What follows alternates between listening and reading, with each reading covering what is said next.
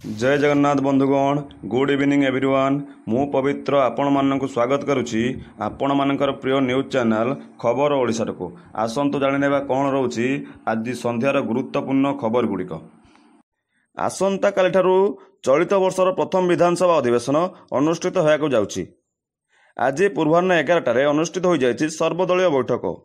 एही बैठक बाचस्पति सुरमा पाढ़ी अध्यक्षतार बसीथिला।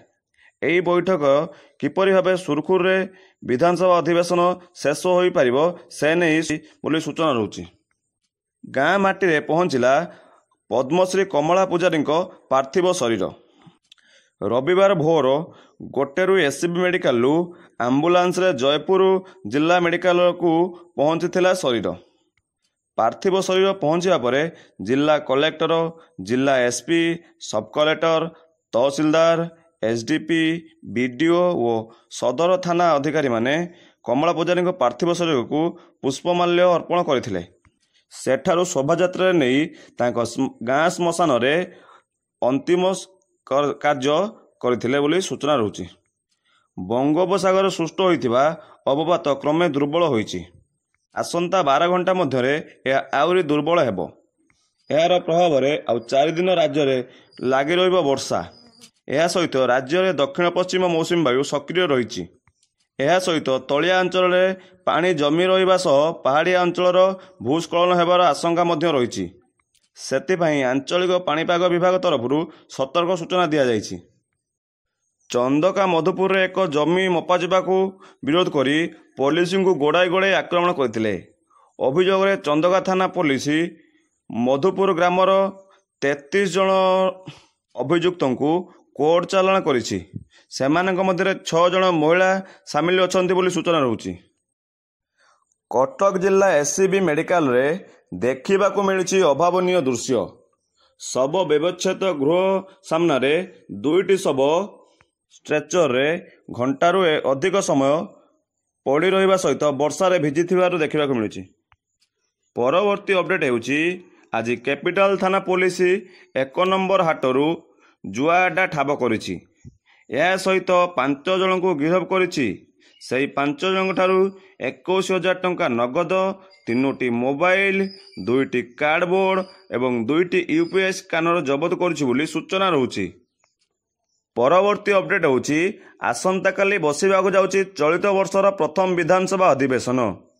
एथिपई आसंता काली बंद रहिबो मुख्यमंत्री मोहन माझींकर अभियोग शुणाणी प्रकोष्ठ बोली सूचना रहुछि। परवर्ती अपडेट हेउछि नवरंगपुर जिला चंदहांडी ब्लॉक रे लगाण वर्षा जोगु देखिबाकू मिलुछि अभावनीय घटना।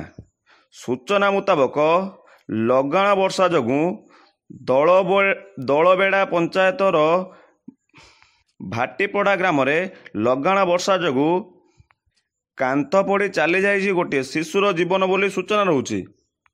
परवर्ती अपडेट हेउछि जबत हैला गोरु बोझे ट्रक 40 गोरु को गोशाला को स्थानांतरण करा जाइछि बोली सूचना रहुछि। परवर्ती अपडेट हेउछि बंगोपसागर रे अवपातर प्रभाव कमिथिबारु वर्षार परिमाण मध्य कमिछि। सेपटे धीरे धीरे सुधरिबारे लागिछि मालकानगिरी स्थिति बोली सूचना रहुछि।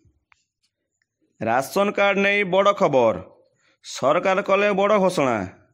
कोटी पर राशन कार्डधारी उपभोक्ता नाम एने सरकार आनिछंती गाइडलाइंस रे कुआ जाइछि जे समस्त राशन कार्ड थिबा सदस्य माननकु ई-केवाईसी करिबा बाध्यतामूलक बोली सूचना रहुछि। सप्ताहर शेष दिन में ग्राहक मानक बड़ आश्वस्ति। आज राज्य में कमिछि पेट्रोल एवं डीजेल दर। गतकाली पेट्रोल लिटर पिछा 100 टंका 98 पैसा थिबा बेले डीजेल लिटर पिछा 92 टंका 87 पैसा रहिथिला। किंतु आज मिलिछि किछिटा मात्रा रे आश्वस्ति। राजधानी रे तेल लिटर पिछा 5 ରୁ 6 टंका कमिबारे देखिबाकू मिलुछि। विजु पट्टनायक क्रीड़ा पुरस्कार नाम परिवर्तन हेब नाही कहिसंती मुख्यमंत्री मोहन माझी। मोहन माझी कहिसंती बीजेपी सरकार ओडिशार बरपुत्र मानकु सम्मान करे। ବିଜୁ ବାବୁଙ୍କ ଅନୁଦାନ ଓଡ଼ିଶା ପ୍ରତି ବେଶ୍ ରହିଛି, ସେଥିପାଇଁ ଆମେ ଏହି ପୁରସ୍କାର ନାମ ପରିବର୍ତ୍ତନ କରିବୁ ନାହିଁ। ବିଜେଡି ପାର୍ଟି ଅଫିସ ତଥା ଶଙ୍ଖ ଭବନକୁ ନେଇ ରାଜସ୍ୱ ମନ୍ତ୍ରୀ ସୁରେଶ ପୂଜାରୀଙ୍କ ବଡ଼ ଅଭିଯୋଗ। ମନ୍ତ୍ରୀ ଅଭିଯୋଗ କରିଛନ୍ତି ଯେ ସଡ଼କ କିସମ ଜମିକୁ ଘରବାଡ଼ିରେ ପରିବର୍ତ୍ତନ କରି ବେଆଇନ ଭାବେ ଶଙ୍ଖ ଭବନର ନିର୍ମାଣ। ଏହାକୁ ନେଇ କଡ଼ା ଜବାବ ରଖିଛି ବିଜେଡି। ଶନିବାର ବିଜେଡି ନେତା ଦେବୀପ୍ରସାଦ ମିଶ୍ର କହିଛନ୍ତି ଶଙ୍ଖ ଭବନ ବେଆଇନ ନୁହେଁ, ସମସ୍ତ ଆଇନ ଆଧାରରେ ଶଙ୍ଖ ଭବନ ନିର୍ମାଣ କରାଯାଇଛି ବୋଲି କହିଛନ୍ତି ବିଜେଡି ନେତା ଦେବୀପ୍ରସାଦ ମିଶ୍ର।